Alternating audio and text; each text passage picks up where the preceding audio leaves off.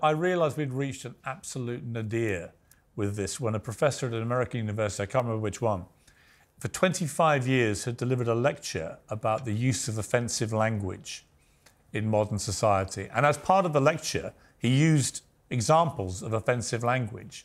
And he was reported by students who couldn't handle this and were triggered by it for using offensive language, and he was fired.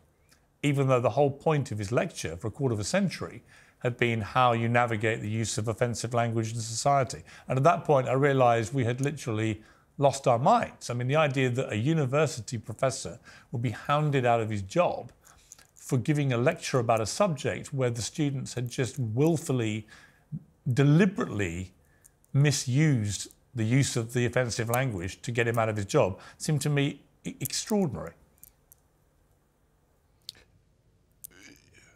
University is not kindergarten.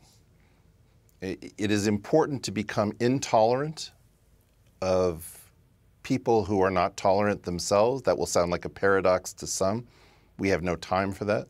It is very important to restore collegiality, academic freedom, freedom of speech.